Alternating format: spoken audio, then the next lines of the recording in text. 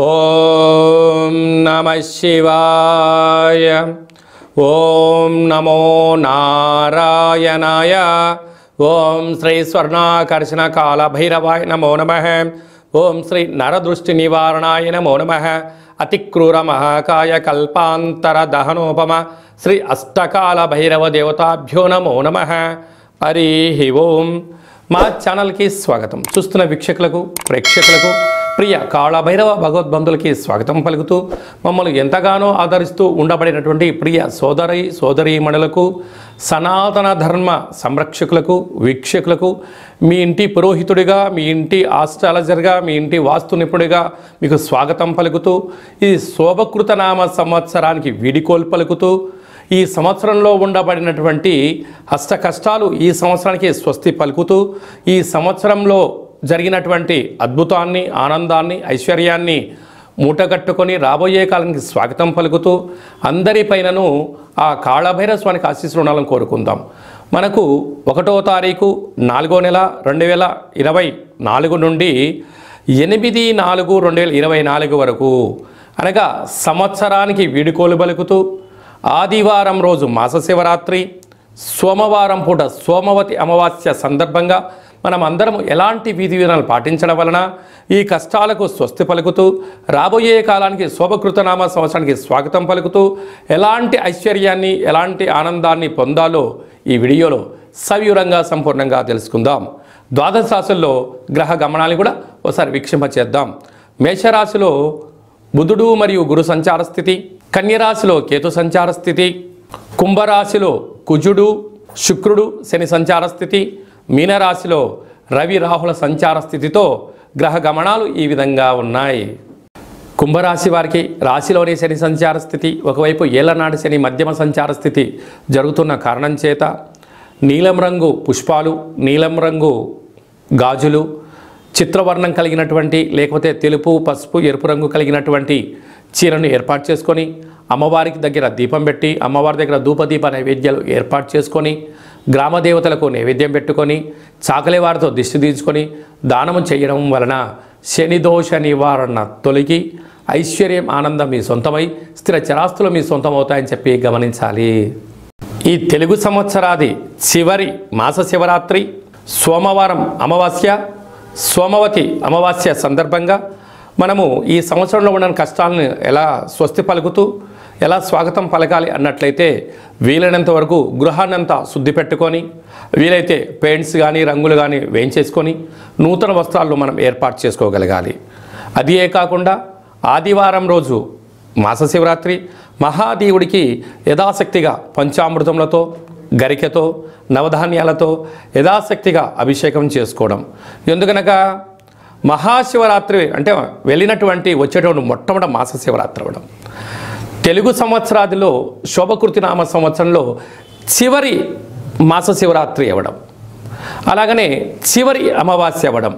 అంటే మనము ఈ చివరి అమావాస్య అవగానే మనం ఏం చేస్తూ ఉంటామయ్యా అంటే మనకు పొలాల అమావాస్య అని, కొత్త అమావాస్య అని, అంటే ఒక్కొక్క ప్రాంతంలో ఒక్కొక్క రకమైన పేర్లు పిలవడం జరుగుతూ ఉంటుంది.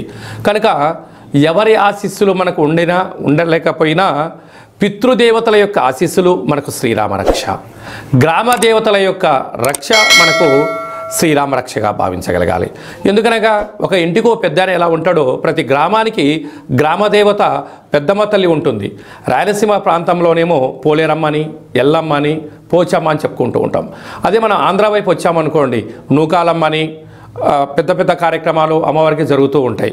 మనకు తెలంగాణ రాష్ట్రానికి వచ్చేటువంటి లోపల మైసమ్మని, నల్లపోచమ్మని, విశేషంగా బంగారు మైసమ్మ అని చెప్పి పెద్దమ్మ తల్లి అంటాడు.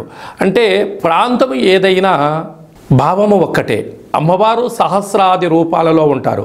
కనుక అమావాస్య రోజున తెలుగు సంవత్సరానికి అమావాస్యకు వీడుకోలు పలుకుతూ ఈ సంవత్సరంలో జరిగినటువంటి ఆటంకాలంతనూ కూడా తొలగింపజేసే శక్తి ఈ యొక్క కొత్త అమావాస్య అంటారు. అంటే కొత్త సంవత్సరానికి మనం స్వాగతం పలకబోతూ పాత సంవత్సరానికి వీడుకోలు పలుకుతూ ఈ కొత్త అమావాస్య రోజు మనం ఏం చేయాలి అన్నట్లయితే గతించినటువంటి పెద్దవారి యొక్క స్మరణ, వారి పేరు పైన మనము పశువులకు కానీ బ్రాహ్మణులకు కానీ స్వయం పాకం దానం ఏర్పాటు చేయడం.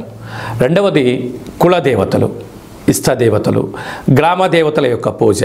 అందుకే ఇలాంటి కాల సమయంలో మనం ఏం చేయగలగాలి అన్నట్లయితే ఇంటినంతా శుద్ధి పెట్టుకొని ఇంటి గుమ్మాలకు కానీ సింహద్వారాలకు కానీ శ్రీరామ అనేటువంటి అక్షరాలను రాసుకోవడం, స్వస్తికను రాయడం, అలాగనే ఇంట్లో పూజా మందిరంలో దేవతల్ని శుద్ధి పెట్టుకొని అఖండమైన దీపాన్ని ఆ ఒక్క పూట పెట్టుకొని, మనకు పులగము అంటారు రాయలసీమ ప్రాంతంలో, అలాగే మనకు తెలంగాణకు వచ్చినప్పుడు కిచిడి అంటారు, ఆంధ్ర ప్రాంతానికి వచ్చినప్పుడు పులిహోర అంటాం. అంటే ఒక్కొక్క ప్రాంతంలో ఒక్కొక్క రకం అంటే ఉడికేటువంటి అన్నంలో అంటే బియ్యంలో పెసరపప్పు కొద్దిపాటి పసుపును వేసి అన్నాన్ని ఉడికింపచేసి తెల్ల నువ్వుల పచ్చడిని ఏర్పాటు చేసుకొని, అలాగనే గారెలు, బూరెలు, ఉండ్రాళ్ళు, భక్ష్యాలు లాంటివి చేసుకొని కులదేవతలకు నైవేద్యంగా పెట్టి గతించిన పెద్దవారికి నైవేద్యంగా ఏర్పాటు చేసుకొని, అవన్నీ ఏర్పాటు చేసుకొని ఒక కొత్త చీరే, 2 జాకెట్ పీసులు, గాజులు, పూలు, పళ్ళను ఏర్పాటు చేసుకొని మన ఇంట్లో అంటే మన ప్రతి గ్రామంలో చాకలి వాళ్ళు ఉంటారు, వారిని పిలిచి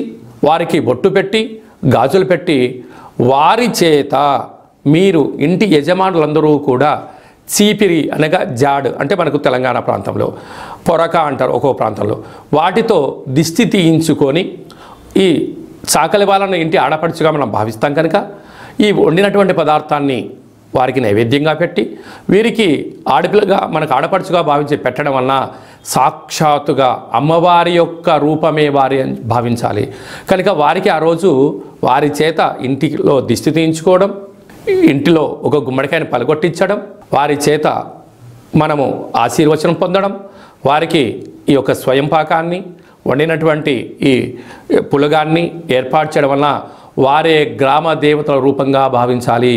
ఇచ్చి ఏర్పాటు చేసినట్లయితే మనకు పట్టినటువంటి శని, మనకు పెట్టినటువంటి దరిద్రము సర్వము తొలగిపోయి సంపూర్ణంగా ఐశ్వర్యానికి రాబోయే సంవత్సరానికి స్వాగతం పలుకుతారని చెప్పి గమనించాలి.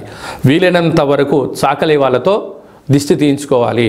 మన తెలంగాణ ప్రాంతంలో చాకలి వారిని మడేలా అని మరొక పేరు కూడా ఉంటుంది. మడేలతో దిష్టి తీయించుకుంటే మండెము కూడా ఒక వజ్రం అవుతుందని చెప్పి మనకు సామెత ఉంటుంది. అదే రాయలసీమ ప్రాంతంలో చాకలి వారు ఇంట్లో తుడిస్తేనే దరిద్రం పోయి లక్ష్మీదేవికి స్వాగతం మనం పలుకుతుంది అని చెప్పి కలుపుతారు. అదే ఆంధ్ర ప్రాంతంలో చాకలి వారికి దానం చేయడం వలన ఐశ్వర్యం మన సొంతం అవుతుందని చెప్పి పెద్దవారి యొక్క నానుడి కూడా. కనుక వీలైనంత వరకు ఆ ప్రయత్నం చేయండి. అలా కుదరలేనటువంటి ఎవరు ఉన్నట్లయితే ఈ కింది నెంబర్ సంప్రదించినట్లయితే మన యొక్క నరదృష్టి నివారణ దేవాలయంలో చాకలి వారితో మీకు దిష్టి తీయించి మీకు ఐశ్వర్యానికి స్వాగతం పలికే ఏర్పాట్లు చేయడం జరుగుతుంది. కనుక ఈ సంవత్సరానికి వీడుకోలు పలుకుతూ కొత్త అమావాస్య రోజున అమ్మవారిని స్మరిస్తూ గ్రామ దేవతల యొక్క ఆశీస్సులు పొందగలరు అనేది చిన్న విన్నపం. కనుక అందరికీ ఈ సంవత్సరంలో కష్టాలన్నీ ఇక్కడికే ఫుల్ స్టాప్ అయిపోయి రాబోయే సంవత్సరంలో స్వాగతం పలకాలని గ్రామదేవతల్ని కోరుకుందాం. ఇంకను మనం విజయం సాధించగలగాలి అన్నట్లయితే ఈ యొక్క పాత్రను ఒకసారి మీరు గమనించినట్లయితే ఇది ఒక కంచు పాత్ర, కాళభైరవ స్వామి వారి యొక్క అక్షయ పాత్ర అంటారు. ఈ యొక్క పాత్రలో 12 రాసులను అచ్చు వేయడం జరుగుతుంది. ఈ పాత్రతో ఉపయోగాలు ఏమిటయ్యా అనగా కంచు మోగినట్టు కనకంబు మోగదు గదరా సుమతి అని చెప్పి సుమతి శతకంలో చెప్పినట్టుగా ఈ యొక్క పాత్రను మనం ఇంట్లో ఉంచుకోవడం వలన ఇలా ఒకసారి శబ్దం చేసినట్లయితే ఓంకారనాదం రావడం జరుగుతుంటుంది. ప్రణవం ఓంకారం అంటే మనం ఏ పని ప్రారంభించినా ఓం అనే శబ్దంతోనే ప్రారంభిస్తాం. ఈ యొక్క శబ్ద తరంగాలు ఇంట్లో ప్రసరించడం వలన అందులో ఈ కొత్త అమావాస్యకు స్వాగతం పలుకుతూ మనం చేయడం వలన ఇంట్లో ఉండబడినటువంటి జ్యేష్ఠాదేవి, దుష్టశక్తులు, తాంత్ర ప్రయోగాలు తొలగిపోయి ఐశ్వర్యం కలిగినటువంటి మహాలక్ష్మీదేవి అమ్మవారు మన ఇంట్లోకి స్వాగతం పలుకుతుంది. ఎలాగో ఒకసారి చూద్దాం.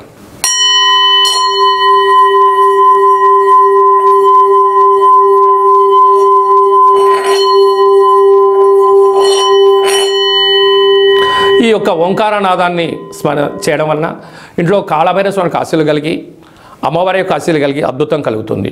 ఈ ఆసక్తి గలవారు ఈ అక్షయ పాత్రను ఎవరైతే సొంతం చేసుకుంటారో వారందరికీ కష్టాలు తొలగిపోయి ఐశ్వర్యం, నరదృష్టి, శత్రు ప్రభావాలు, తాంత్రిక ప్రయోగాలు తొలగిపోయి వ్యాపార ఆకర్షణ, జనాకర్షణ, వివాహం కాని వారికి వివాహము, సంతానం లేని వారికి సంతానము, ధనం కావాలనుకున్న ధనము, విదేశాన వెళ్ళాలనుకున్న వారు ఏదైతే కోరుకుంటారో అవన్నీ కాళభైరవుడు స్మరిస్తేనే ఇవ్వడం జరుగుతుంది. మీకు ఈ యొక్క అక్షయ పాత్రతో పాటు పిరమిడు, డాలరు, కంకణము మీకు ఏర్పాటు చేస్తూ పూజా కార్యక్రమాన్ని ప్రత్యక్ష ప్రసారంగా చూపించడం జరుగుతుంది. మీ పేరు పైన 41 రోజులు కూష్మాండ దీపాన్ని కూడా పెట్టడం జరుగుతుందని చెప్పి గమనించాలి. మీ వ్యక్తిగత జాతకం తెలుసుకోవాలనుకుంటున్నారా?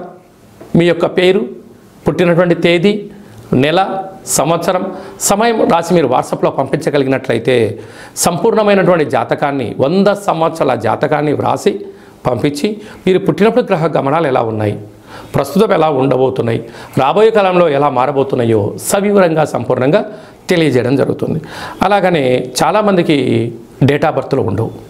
మీ పేరు యొక్క మొదటి అక్షరాన్ని అనుసరిస్తూ రాశిని తెలియజేస్తూ గ్రహ గమనాల పరిస్థితిని వివరిస్తూ రమణ శాస్త్రం ద్వారా అనగా గవ్వళ ద్వారా భూత, భవిష్యత్, వర్తమానాన్ని కాళభైరవ ఉపాసన చేత తెలియజేయడం జరుగుతుంది. ఆసక్తి గలవారు, జ్యోతిష్యం తెలుసుకోవాలనుకుంటున్నవారు, జ్యోతిష్యం అనగా భవిష్యత్తుని ముందే అంచనా వేయడం, దానికి అనుకూలంగా ముందుకెళ్ళడం కనుక తెలుసుకొని మిమ్మల్ని ముందుకు తీసుకెళ్లే ప్రయత్నం జరుగుతుంది. కనుక ఆసక్తి గలవారు ఈ కింది నెంబర్ సంప్రదించి వాట్సాప్ ద్వారా, ఆన్లైన్ ద్వారా, ఆఫ్లైన్ ద్వారా అపాయింట్మెంట్ తీసుకొని సంప్రదించగలరు. అలాగనే భార్యాభర్తల మధ్య తరచూ గొడవ పడుతున్నారా? పోలీస్ స్టేషన్లు గొడవలు మనశ్శాంతి లేని జీవితం పొందుతున్నారా?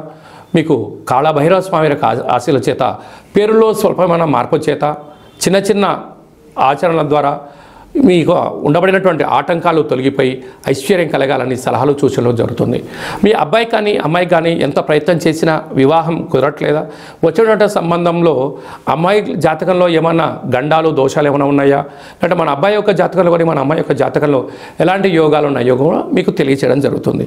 కనుక అందరికీ ఈ సంవత్సరానికి వేడుకోలు పలుకుతూ ఈ కొత్త అమావాస్య రోజున కాళికామాత, కాళభైరవ యొక్క ఆశీస్సులు పొందాలని కోరుకుంటూ ఆశీర్వచనం.